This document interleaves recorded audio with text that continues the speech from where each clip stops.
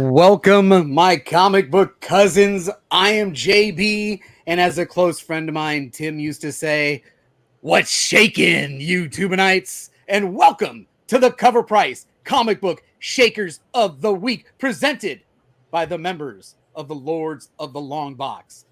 Now, as you know, since tomorrow is Freestyle Friday and all, you gotta play a little bit more music while you're congregating.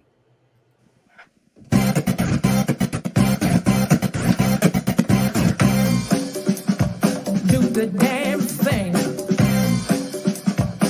the damn thing.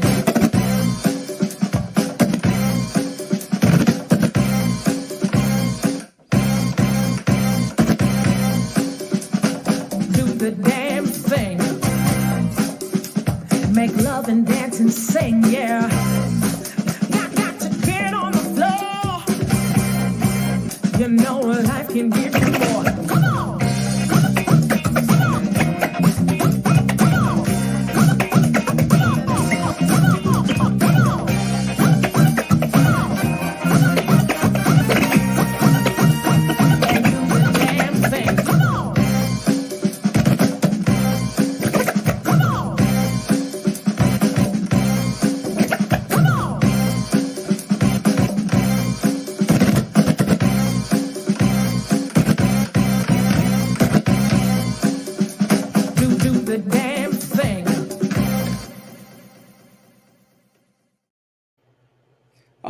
All right. Now we can get started, everybody.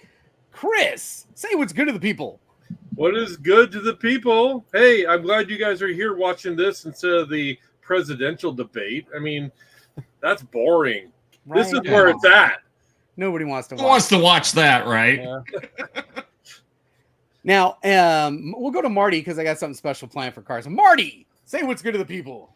Greetings and salutations, and may the comic gods, the comic spirits, and TiVo continue to bless your long boxes and Excelsior. And you know what? Tonight's list is very interesting.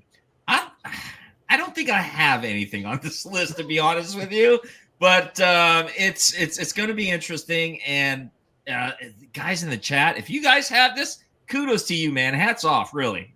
This is a hell of a list. It's definitely a proof of life list. If they're ever I want proof of life on anybody that claims to have any of the books in tonight's list. Cover Price has gone out of their way. And once again, for the third consecutive week, we debut new talent to the show. But not only is this new talent, this guy's been around for a little while. Dude, Stan? Carson, say what's good to the people. Hey, how's it going? Thanks for having me, JB. I was telling you before the program started, I haven't needed to record that in several years because I just hit that button. I'm glad you have the original version of that button because I lost it in my computer a long time ago. So once again, thanks for having me. And yes, I would love to see proof of life on some of these books coming up, particularly number 7. I don't want to spoil it just yet. But there's one I'm going to need to see some pictures of for sure. Definitely. Now, before we get started, I do want to mention, if you haven't already, please download your bingo card. I've dropped the link a couple times. Play along at home. And if you're watching us live and you're not subscribed to the channel, what are you doing, man? Come on. Subscribe to the channel. Hit the thumbs up. Hit the notification bell so you don't miss the next time we go live, because you never know. When we go live on Tuesdays, that show is hosted by none other than Lady Laura from Bird City Comics. And you don't want to miss something she says, right? Oh, it is poking into the O. Thank you for pointing that out, Gabe. I missed. Now you'll never unsee it. Sorry, I'm focusing on the junk you mentioned, so I can't participate in this conversation anymore. You circled it. Unbelievable. All right, folks, let's get started. Zoom in enhance. Zoom and enhance. Yeah, right. Today's list from Cover Price is presented in alphabetical order, and it is focused on new high sales or the most interesting sales found on their exclusive daily Shakers list. Now, this list changes several times every day, so make sure to check it every day to review some of the hottest, trending books in the market. Chris, what have we got at number 1?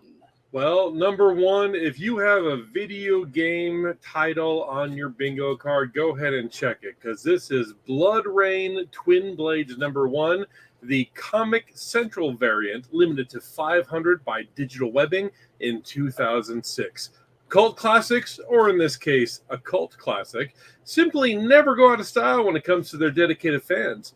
Bloodrayne is a perfect example with just how far a unique game with a cult following can go. The first installment of Bloodrayne was an action RPG developed for the PS2, Xbox, and GameCube by Terminal Reality in 2002. Since then, they've never looked back. 6 games have been produced in this franchise, with the most recent one being in 2021. And while the initial games were popular enough to warrant a film adaptation of the same name that was released in 2005, with recognizable stars such as Michelle Rodriguez and Ben Kingsley and Christina Loken. This movie ended up being one of the first and most notorious video game adaptations, but even still, it received 2 sequels. When it comes to comic books, the Bloodrayne franchise has its fair share of entries as well. A total of 8 one-shots and 4 miniseries.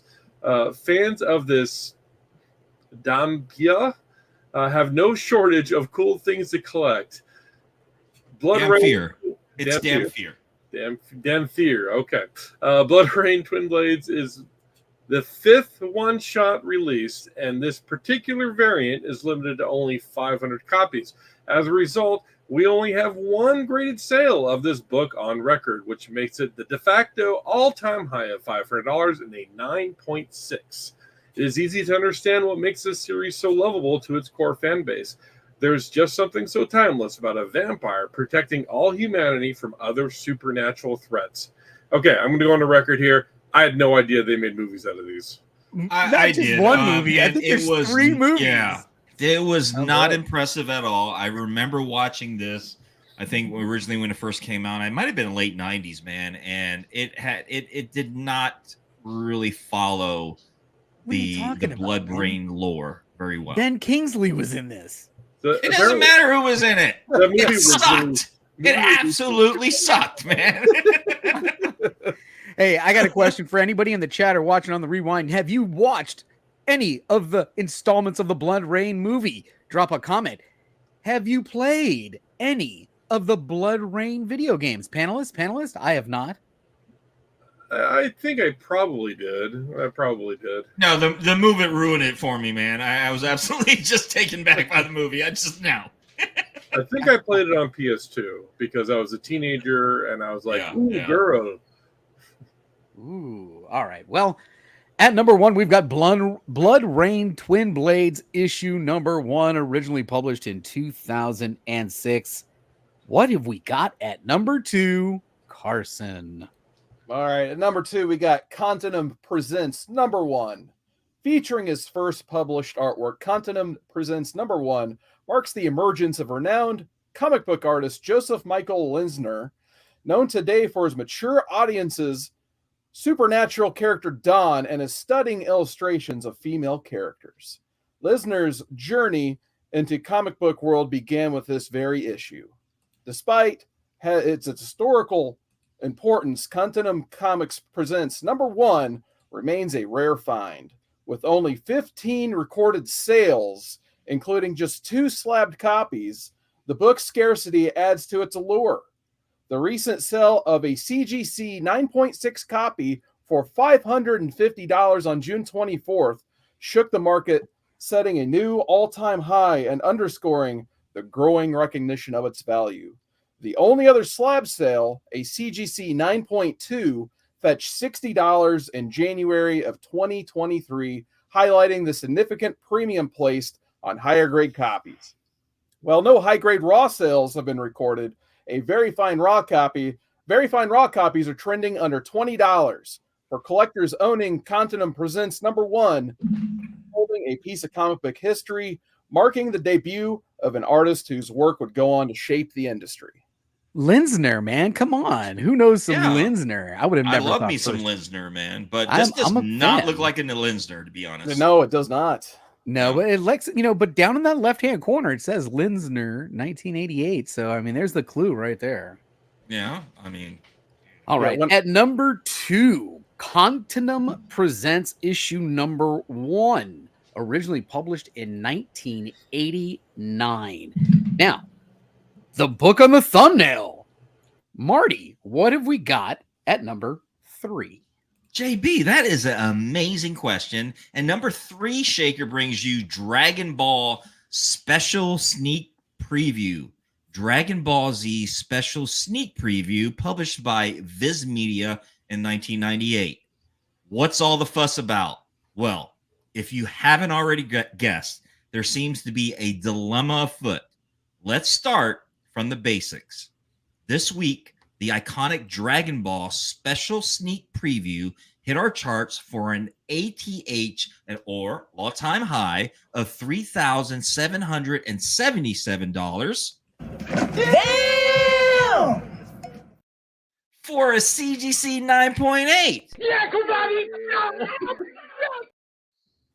Well, this is where the quandary lies, because this copy predates Dragon Ball Z #1 by 2 months. For some, this means that Goku's first full US appearance is actually in the sneak preview rather than Dragon Ball Z #1, as initially thought. Mind you, it can become a heated debate regarding first appearances, so we carefully labeled Dragon Ball Z #1 as the first full appearance so as not to ruffle any feathers. Either way you see it, there are 9 more 9.8 copies of the sneak preview on the census, with another listed for a whopping asking price, here we go, $12,000.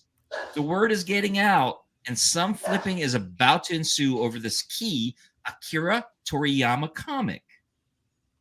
There it is. Fantastically well read, Marty. Great job. Thank you, sir. Thank you very much. So, what do you guys think about sneak previews being first appearances? Is a preview? Come on, man. It's to me, I think a sneak preview is just a sneak preview.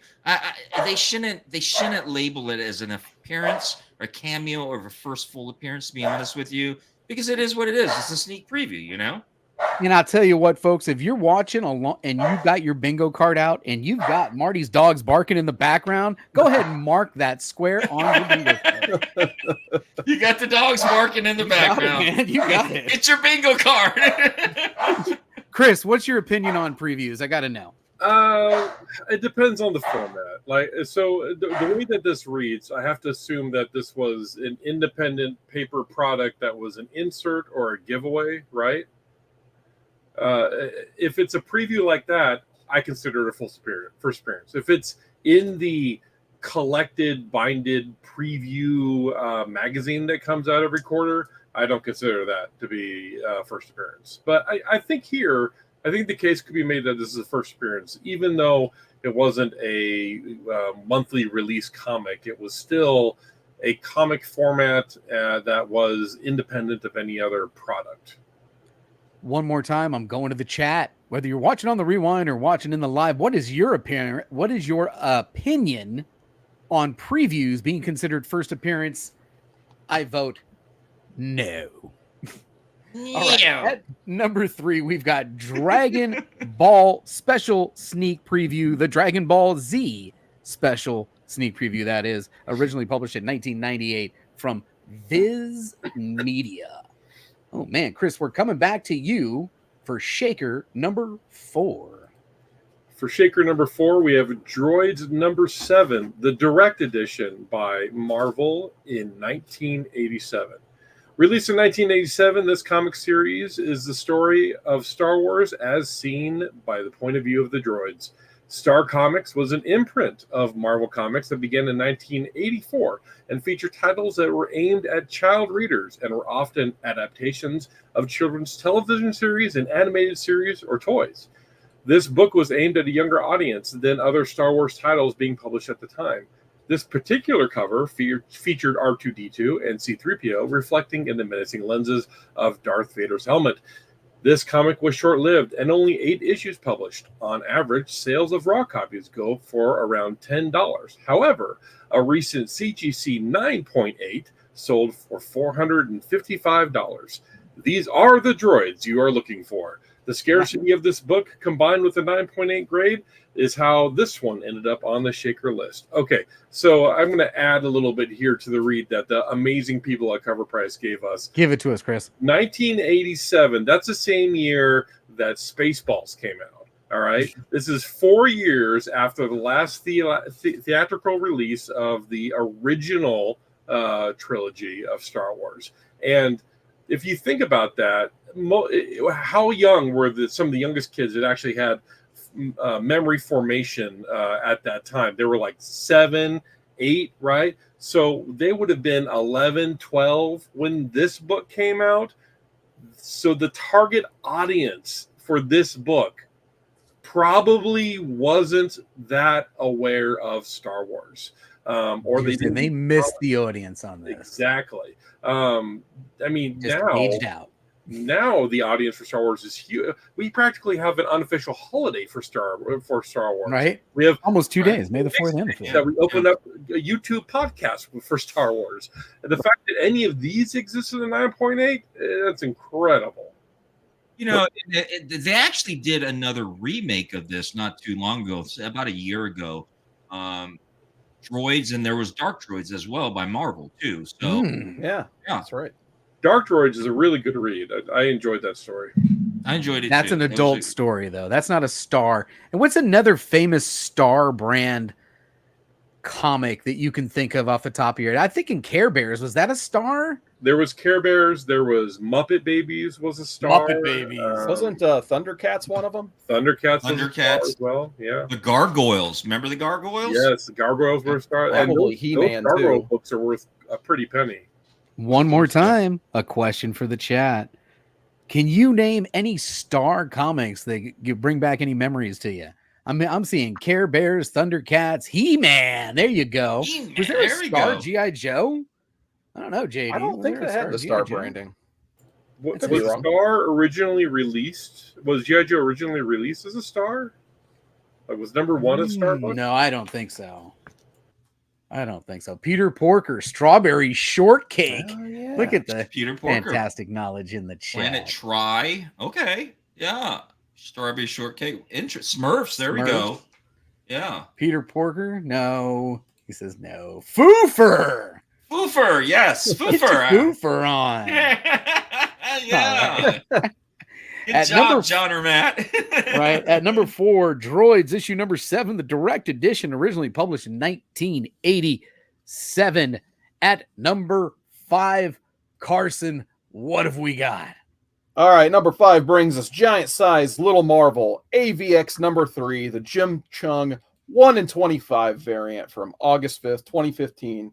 So it's not very often that you see an artist with a distinct style produce art in another artist's style. This week, the variant cover of giant size Little Marvel AVX did just that. Jim Chung is doing his take on Scotty Young's baby characters. While Marvel Babies is not Scotty's invention, he is the master at it and has created a cult-like fan base following his work. This cover was the only variant of part 3 of his 4-part story arc. Jim Chung is best known for his work on Young Avengers, and his artwork is normally very realistic and dramatic. This cover sees Chung's version of the chibi-like art. The chibi art style is most commonly associated with anime and manga, where the characters' proportions are stylized. It is uncommon to see a fellow artist have such a similar take on Scotty Young's art. The book has been out for almost 10 years, and we are now seeing a big sale on this hard-to-find cover. Recently, a raw dog copy of this book is sold for over $100. Bingo! Carson Damn. helping the people out. Fantastic. I would have absolutely thought this was Scotty Young if I would just. I wouldn't. You could tell by the face that this is definitely. Well, not I mean, a it's Scotty his Young, first glance, though. Anytime you see any baby characters, you just assume it's Scotty Young. I definitely wouldn't have thought it was Jim Chung, though, unless I saw his autograph on the book. Art Adams has ex-babies, huh? Ex-babies, Yeah, it's true, Yep. All right. Notice something real fast. The Yeah. A on Captain America's shield is a lowercase a. It is a lowercase a. Yeah, that's a good. Look at catch. this. Jeffrey Fonzo on the chat says the baby variants helped my son into collecting comics. How many people out there actually have stories about how comic books really helped you out as a child, either through reading, either through imagining, visualizing, just feeling a little bit a part of something, you know? I mean, I think a lot of people out there have a certain story, a wonderful story, I would say, that how it influenced them. And everybody, that was another edition.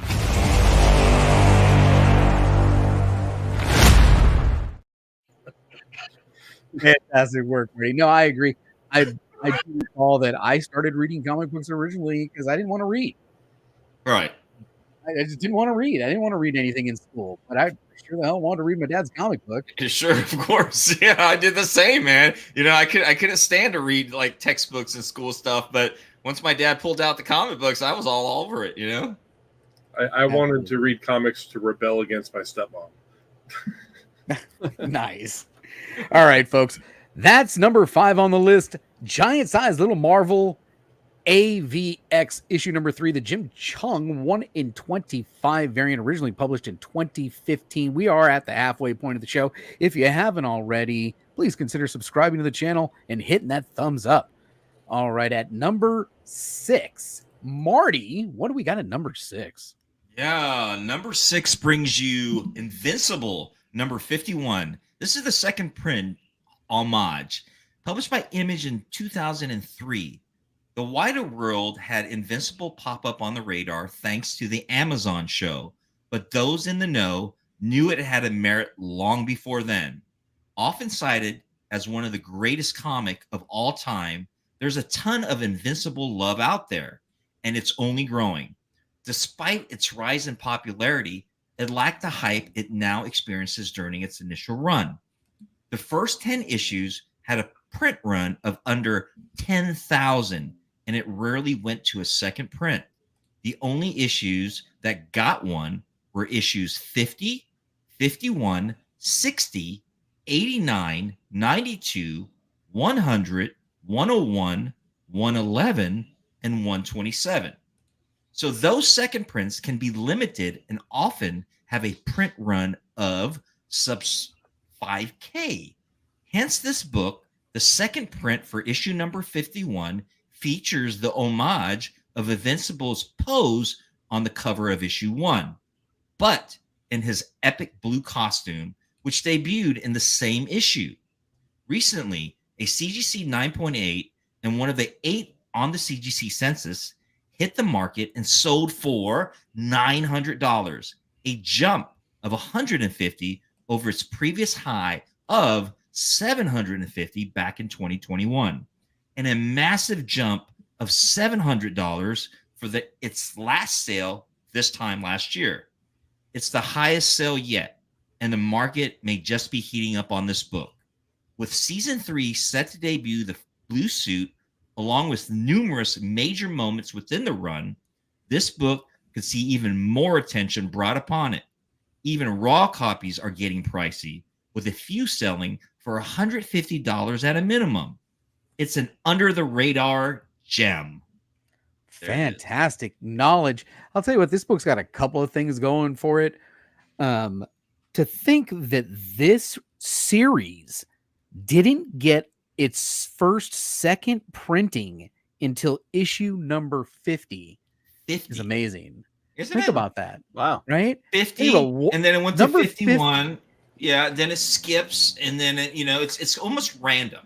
It's and considering the current print runs, to have a sub 5K print run on a key book, especially first appearance of this costume, which is going to be very important in this upcoming season, I agree with him. I wonder if there's a method for their madness for these. I would have liked to seen the second prints for the rest, the 51, the 60, and the rest of the books. See, Carson, Chris, were you guys Invincible fans? Were you guys in collectors? I mainly got the hardcovers, but I was collecting Walking Dead as well around when these were released. And yeah, there's a good point on the second printings, because a lot of the Robert Kirkman stuff, they didn't do a lot of second prints on. So if I remember right, I could be wrong, the first Walking Dead that was reprinted was like the Michonne Governor fight. But all they did was change the color of the cover. Of course, now they reprint it like every day now, but back then you didn't see a lot of reprints like this. That's a well homage cover, by the way. You know, Oh, is yeah. the Walking Dead #1, Walking Dead #1. You know, Mhm. I completely missed the Invincible run. I didn't get into it at all until the Amazon series came out, and now I just didn't think just like the Walking Dead and then Invincible coming up. Like, I mean, I know Robert Kirkman, but you know, I just didn't think it was going to go anywhere. To be honest, it just seemed really cheesy at the time, if you will. Wow, I feel like the world building has never stopped. The story just kept going and going and getting bigger and bigger. Anyway, at number 6, Invincible issue number 51, the second print homage, originally published in 2003. Man, this is my favorite one of the night, folks. Sit back and relax, and man, we're about to get some serious knowledge dropped on you for number 7 on our list. Chris, what have we got at number 7? I hope that you have that Bingo Ling video ready to Do it go. up. This Is that bad, huh? This is a wall of text and about a dozen words that I cannot pronounce. All right, shaker number 7, we have Ninja Turtles Revenge, the Sichuan Children's Publishing House in 1991. We came across an exciting find this week, which stumped even some of our more adept TMNT gurus who were equally perplexed. None of us this side of the pond were residing in China over 20 years ago, even to be aware of this rare piece of turtle in a half shell memorabilia. Getting down to the nitty-gritty, it appears that Sichuan Children's Publishing House, along with the assistant of artist Yu Zawin, received the green light from Kevin Eastman to market these TMNT books in China. Wait a second, these?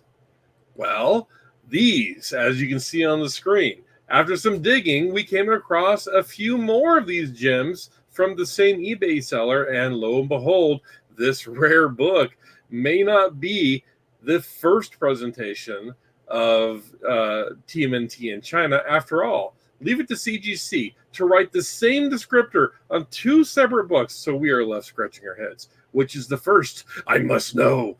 This copy of Ninja Turtles Revenge and another copy, Ninja Turtles Birth Mystery, that's the name of my high school band, read the same thing.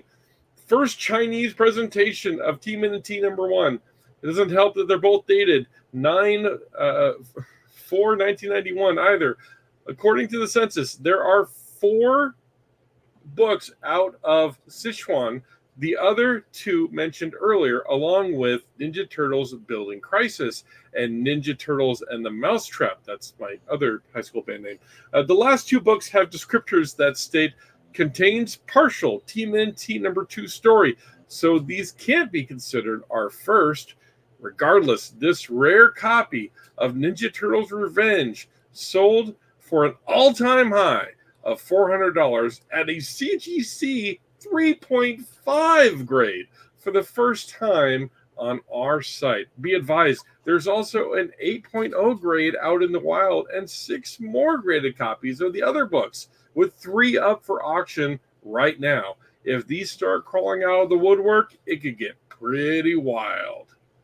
Woo. So Yeah. if I ordered a Szechuan turtle with broccoli at a Chinese restaurant, will they actually serve that to me, or is that just something that's out of the park right there? I don't know. Crazy. Now, what did you guys think of all the additional graphics we threw up there? When we got to the CGC, I had to research it. I went up on eBay, pulled up the sold listing so I could get a photo of this. There's 3 other books still listed for redunculous prices up there.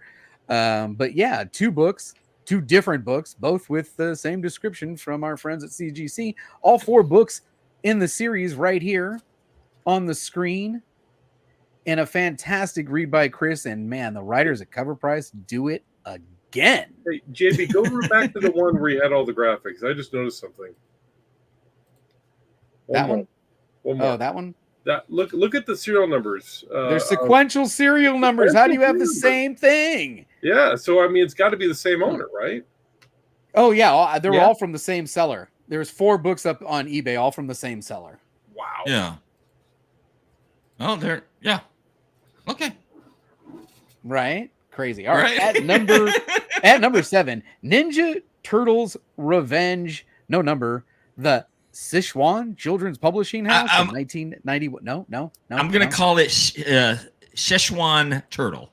You know what I'm gonna call it? Herberlinger, Bert Herngreif, Irv Hermlinger, Bing Livehanger, Liveling, Bert Herkern, Bingo Lingfucker. You got it on the bingo card, folks. My life All right, is what do we complete. got? I've been bingo lingoed. You've been bingo linged. There you Bingo go. Linged. At number, what do we got coming up at number 8, Carson? All right, number 8, we have Sandman number 50, the Platinum Edition. The Sandman has seen a revival thanks to the TV series, but it has been doing things differently since day one. To celebrate the 50th issue of the series, the creative team opted to do something interesting. They put together a standalone oversized issue featuring a tale of a time long past, of Caliph's immortality and importance of dreams. Of course, one couldn't touch the subject without our boy Morpheus involved. Within a man with everything seeks out the unattainable immortality and turns to Morpheus to achieve it. It's an interesting tale, but not all things this book brings. The community has also gotten an interpretation of Morpheus from major creators of the day, including Todd McFarlane, Scott McCloud, Dave McKean, John Toddleben, Mike Zulli, and Jill Carla Schwartz. It even won a Squiddy Award for favorite single issue story in 1993. It's a special book, especially for the major Sandman collectors. Recently, one collector dropped $1,400 Damn! for a CGC 9.8. One of 7 on the CGC census, and the new high sell of 121, compared to a CGC 9.6, which has 22 copies on the census, most recently selling for a sub $30, but over $200 before that.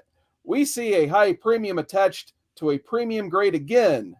Some may argue that this book wouldn't warrant the cost due to the lack of the first appearances, etc., but it's unique, and it has a lot of thought and creativity poured into it, and a limited market to some. That's what makes it valuable in the first place, and one fan recently backed up this sentiment. Who reads the Sandman series? Anybody on the panel? I have I not. don't know, but I agree with Jonathan J.D. Danico that I love that Sandman series on Netflix, man. That was amazing. I cannot wait if they decide to get a season 2. Yeah, I think they actually started releasing some promotional material for season 2, so I'm definitely looking forward to that. Well, this also reminds me of around 1993, they're doing the same thing for Superman, where they had the Death of Superman had a platinum edition. I think it was one per retailer, I believe, and then they did the same thing for Adventures 500. Those books, I'm still looking for them. Dan Yoko. There you Sorry, go, Dan. Marty. I apologize, Dan, if I said your name wrong.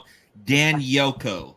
Appreciate that, buddy. All Thank you for right. the So correction. at number 8, we've got Sandman issue number 50, the Platinum Edition, originally published in 1993 from DC Comics. At number 9, Marty, what have we got at number 9? JB, what another great question, man. You're full of great questions tonight. And number 9, Shaker brings you science adventure picture story Godzilla number NN. I'm assuming the NN is not numbered. This is Correct. by Suisha Shueisha, published in 1954. Godzilla had a stellar year. Godzilla released its 5th prequel to the series that kicked off in 2014. Godzilla X Kong, The New Empire. In addition to this 10-year franchise, Godzilla -1 also released in the US and was a massive success. It broke many records, and earlier this month, it was released on Netflix for everyone to enjoy. Godzilla made his first appearance in an unnamed debut in Life with Archie number 41. When the Godzilla movies debuted this year, we saw Godzilla's first solo series, Godzilla #1, take off on the aftermarket. This past week, a new all-time high sale occurred for yet another phenomenal Godzilla key. This book is Godzilla's first appearance in manga, and it predates Godzilla's unnamed appearance in Archie by nearly 10 years. This sale was a whopping $14,400 for a CGC 3.5. Pay him. Pay that man his money. If you are wondering how rare this book is, there's only one graded book currently on the CGC census. Congratulations to the Godzilla fan that added this monstrous key to their collection. Woo! That's big money for a 3.5. Big money, man. I mean, this is like old school cover. I mean, you're talking about, Japanese, back in the days, sort of, walking on those fake skyscrapers, right? I'll tell you what, this has been one heck of an over list. I think so far we've had roughly 40 people in the live. Shout out to you guys. You are fantastic. We love the live chat. Make sure you give us a thumbs up. And of those in the live, I think we have one person with one book. So if you're watching this on the rewind and you've got any of the covers that we have shown so far, make sure you comment on the video or post it on social media. Make sure to tag LOTLB and cover price. Yeah, there's some pissed off chasters out there on this one, man. I want to see proof of life on that Liger style. Proof of life. Proof of life, right? At number 9, science adventure picture story Godzilla, no number. Originally published in 1954, and I won't even try it. At number 10. Wrapping up this list, we have number 10, Thorn Tales from the Lantern #1, limited to 1,000. From, it says unknown publisher, but it's actually Ohio State University, 1983. You may see this cover and think, wow, that sure looks a lot like Bone, and that name is familiar. This book was a collection of cartoon strips from a little paper released at the Ohio State University. There, Jeff Smith released comic strips featuring a proto-Bone character with numerous similarities. This book was a compilation of all those strips and produced to a limited 1,000 copies. It is scarce. One of the few places where somebody could find all those comic strips and all in one place. It is also considered to be the first appearance of Bone outside of those comic strips. Bone has a large fan base that loves to secure rare Bone material. Please take a shot every time I say the word Bone. So when the Bone book comes up, checkbooks come out. Recently, a near mint raw copy hit the market and sold for $10,200 for a raw dog Bone. The highest raw sale to date. This 10,000 plus sales smokes the last high sale of a reported 9.2. I will not say smokes the bone. You cannot make me. Near Mint Rock sold $1,833 back in 2020 and is almost touching what a CGC 8.5 sold in 2021 for $11,400. That is one pricey bone. It's trending even higher, especially on the raw side, but that's almost out of necessity. There are only 9 graded copies on the CGC census, with the highest being a 9.4, of which there is only one, just one bone. The barrier of entry will be astronomical, and when spending that kind of cash, one may want to take their chances on a raw dog copy instead. Bone. Okay, call me childish, but I thought I'd get a great kick out of something like, so when a key boner book comes up, or no, oh man, you played that one perfect. That was fantastic. That was fantastic. Marty, are you going to be able to share tonight? You want to go share? I sure will, my brother. I sure will. Give me a second. Live. Yes, I am going to seamlessly. We're going to give you that seamless Lords of the Long Box production quality as we fumble around backstage looking for different buttons to push. Shout out to everybody who's joining us tonight. We really do appreciate you hanging out. And coming up to the main stage, I think that's on our bingo card, right? When I talk like that. To the main stage, we've got Marty's PC. No, you need to hide that tab, Marty. You don't want to show that. Which tab? No, I was just joking with you, man. Okay. All right, so we are. If you're not familiar with the Shakers list, I'm sorry. Right? If you're not familiar with the Shakers list over on Cover Price, get on over there and check it out. It changes literally during the course of the day.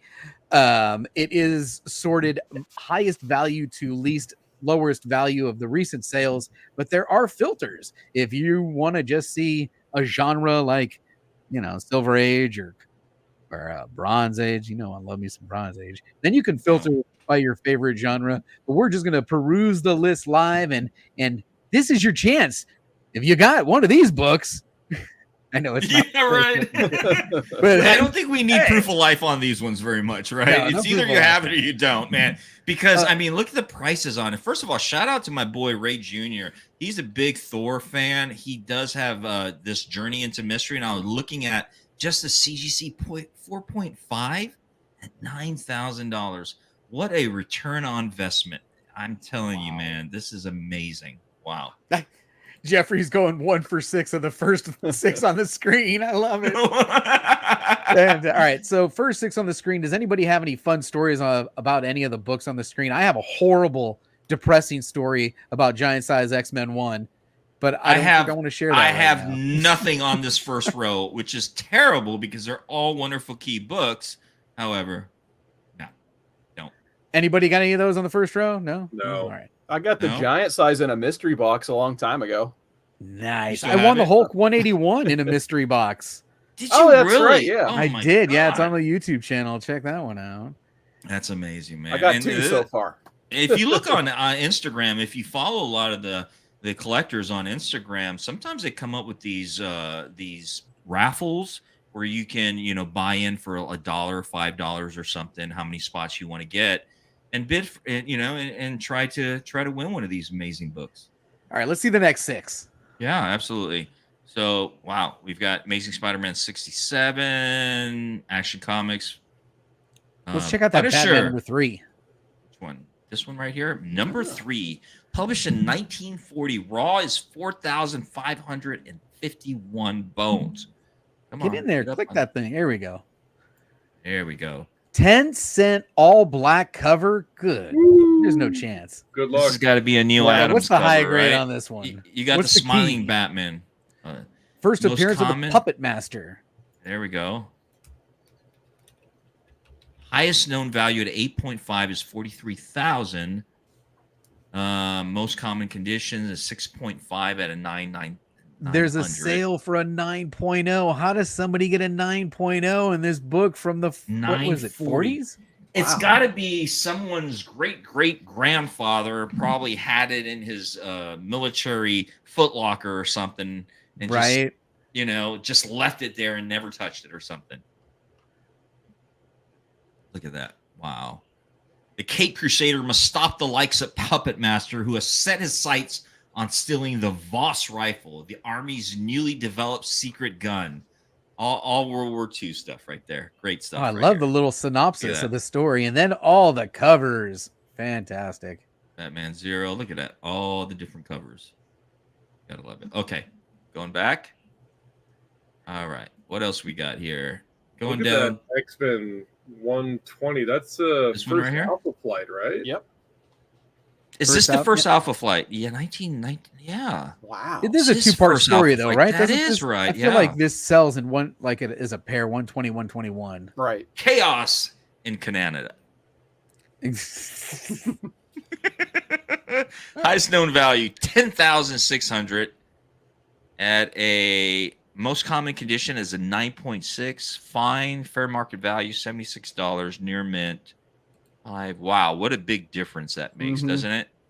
Huge difference, man. I want you to go up to let's go to the graded side. I think we can drill in. No, go back to that graded chart. Right over here. And you can see sales data. See the gray tab that says see sales data? Click that one.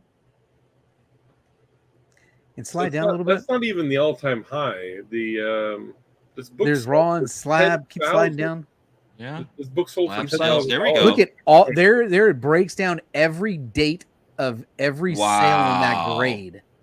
Great Oh, job, cover 10,000. price. Look at this. Talk about statistics and data. I mean, they come with proof of life here, man. This is your receipt. Look at that. 9.468. It goes down to 9. It keeps going. Look at that. Well, No, Every every year, grade they've got too. the history, the historical of every grade. it's What just other other site do you see does this, man? I mean, I don't know about you, but man, this is the first time I've seen something that really descriptive. Of Oh, too fast. Just a matter of time before Alpha Flight makes an appearance in the MCU. a matter of time. Who? Right? What one character would define Alpha Flight's coming to you? Puck. Yeah, Puck. I agree. Puck. Puck. I agree. But Puck isn't in this issue. Puck isn't even in this issue. Not, Look at that. but yeah, but Iron when you Fist think first Alpha appearance Flight, you of think Puck. Sabretooth. Yeah, and Crypto the Super Crypto. Dog. There we go. Oh, wait a minute. Is that first Crypto Dog? I want to see I that. have If that's this first one. Crypto. Yeah. Crypto the Super Dog from Krypton. He was actually, they had Crypto in that the WB series, I think it was. It was He's it in was Titans. There's Titans. Yeah, it was Yeah. Titans. He was in Titans. But that, Yeah. was it Right. first appearance? You went by it so fast. I'm sorry about it. I'm so sorry, JB. You going so fast, man. I get to see it. What do we got? First First appearance of Crypto Crypto. All right, the just making Super sure. Dog. Yeah. Making There we sure. go. All right. I need to slow down here or JB's going to fire me. I don't want that. I'm making good money on this job. So we don't want to get Yeah, man, fired, hey, ladies and gentlemen. Okay. You keep So going like slow this, me I'm going to down. double your pay.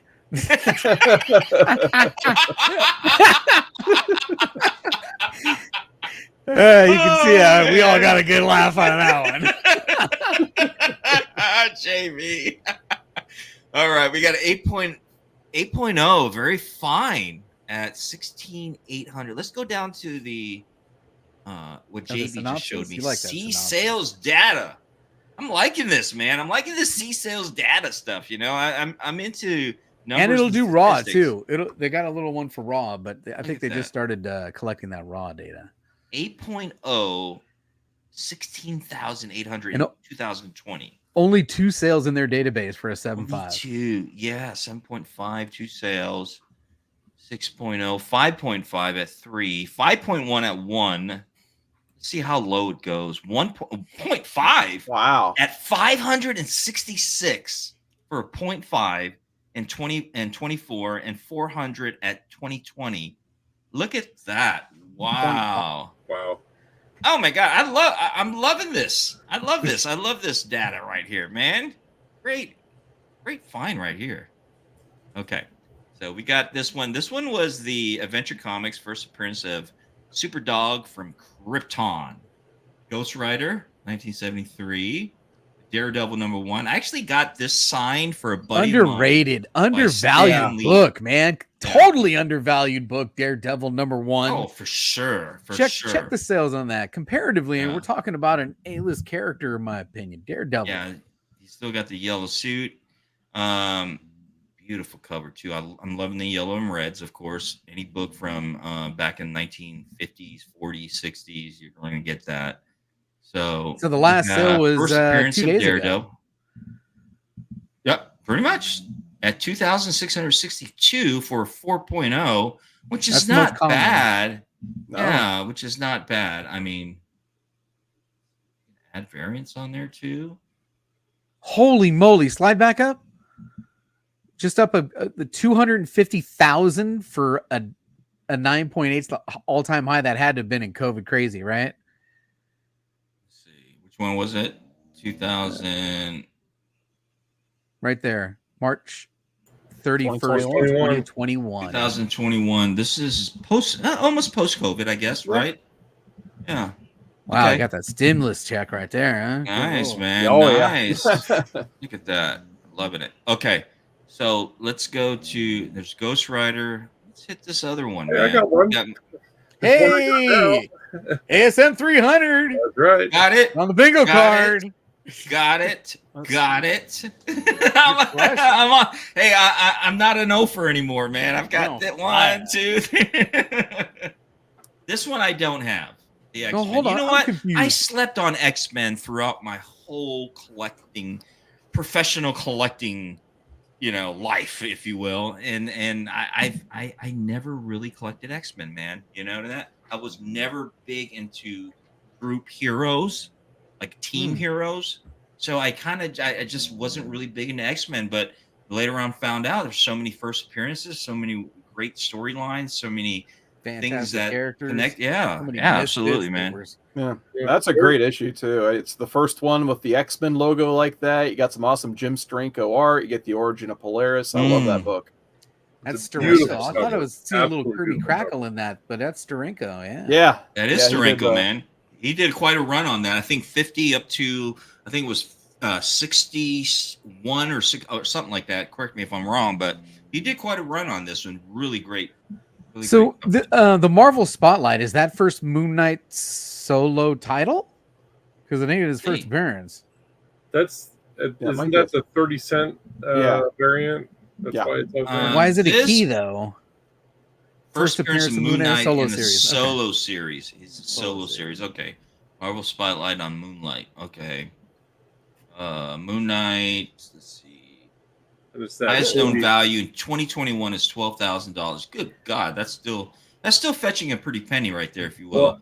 Well, that's for the 30-cent variant, though. That's 30-cent variant. I didn't notice that was a 30-cent very, variant. very Marty. specific. I was gonna say you could almost get a Daredevil #1 instead, Right? I love the Marvel Okay. Spotlight run, though, fellas. Look at I that. love Yeah, this some good stuff. run. I love This this. is I love this. an I awesome have this run. one. I have the Son of Satan one. I have that one. I got a lot of the books in this. Oh, run. whopping $30, dude! I'm rolling in it right now. I'm rolling Look at that. Okay, all right. Moving back, ladies and gentlemen. Let's go down to the next row. Ooh, look at that! King Kong, number 1968 for That's cool. Let's check that out. $1,850. really cool cover. Very classic cover too. Yeah, that's cool. Yeah. Gold Get that. key. Let's see what it says here. Is this the 9.4 appearance? just sold yesterday. Wow. For $1,850? No, it's not a key. Down. It is not a key. Not a key. 9.6 at fair market value in 20. Oh, this Last is the latest sale. 9.4 right there. Yeah, absolutely. That's about to change all those FMVs. King Kong, only one. Oh, this is the other non-numbered gold key version. I still have a few gold key books, man. If you don't have any gold key books, this is some great What- history right here. What the hell do I have gold key? I mean, when you say gold key, I think of like Porky Pig or something, man. I don't Porky know. Pig. Sylvester and Tweety kind of thing. I don't know. Silver Surfer CGC 8.0 is going $1,650. What's mine now? I got a 5.0. Got a 5.0. This one, I missed the boat on this one. I have this one right here, but I missed the boat on this. So I've owned both those in the middle in my lifetime. I don't own them now though. Yeah, at least have 251. oh, look Got at this one, man. Bruce What? Tim. This is a Bruce Tim #1, 2013 CGC 9.8 for $1,500. Get Let's in check on that. this I wanna bad see if- boy out. check that. Yeah, out. look at this cover, man. Jeez. Interesting. Bruce Tim killing it. Bruce Wow. Tim. 5-color comics at 9.8 sold for $1,500 yesterday. 5-color comics. I love that 5-color comics is a play on 4-color comics. The Dell. Yeah. Yeah. 1,500. 9.8 sold yesterday at 1,500. Yeah, not a lot of these out there, but nevertheless, man. I mean, Bruce Timm. I mean, this is Bruce Timm. Well, I mean, you can't go wrong with this, you know. Okay, let's heading back out here. Oh, Look at 301. that Mystic #1. This one. Oh, look at this. The Russian Devil. 1953. Look at that old pre-code. Get up, horror. Ivan. You can't escape us by dying. We're not through with you yet. He's got a corpse trying to flip the corpse. So what are a couple Charlie's things? This is would you consider this a skeleton cover? Because I know people collect skeleton covers. Yeah. Okay. Hey, we got a request from Magnus. When you go back to the screen there, I want to look up Spider-Man 301 and check out the price difference between the 9.6 and the 9.8. 9.6. Yeah, absolutely. So 301. This is the second McFarlane run, I believe. He started with 300, if I'm correct. All right, slide down. So a 9.8 just sold. Oh, that was a while ago. Whoa! Oh my goodness! Whoa! On the same day. On the same day. Look at the price difference. I mean, that's seriously. That's what he said. Look at that. That's incredible. It's the same day. Just two, like a 9.6 bumped up to 2 points, a 9.8 makes a huge difference in price. There's nothing in between. It's one. Yeah, absolutely.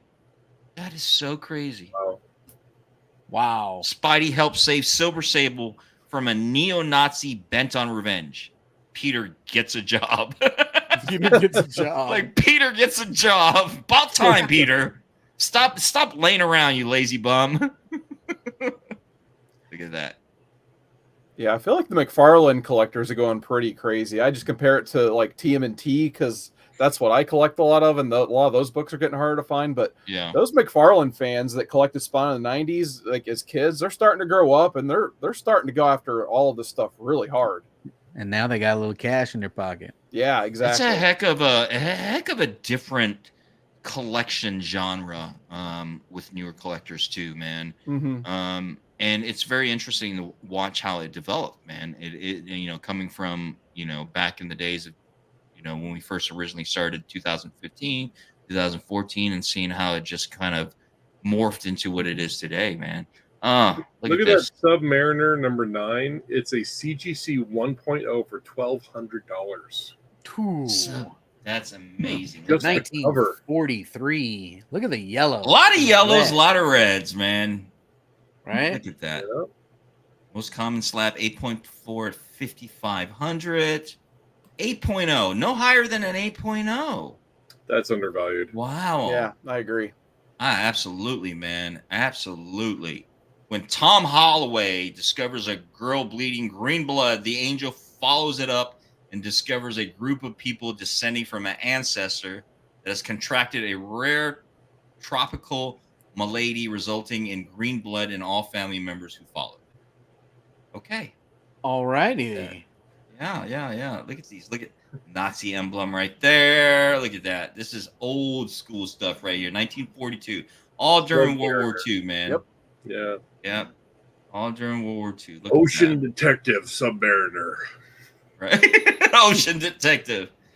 It's a brunette in a red dress, right? And blonde in a red dress. There you go. This Bingo! is blonde in a little dread dress. Look at this guy right here.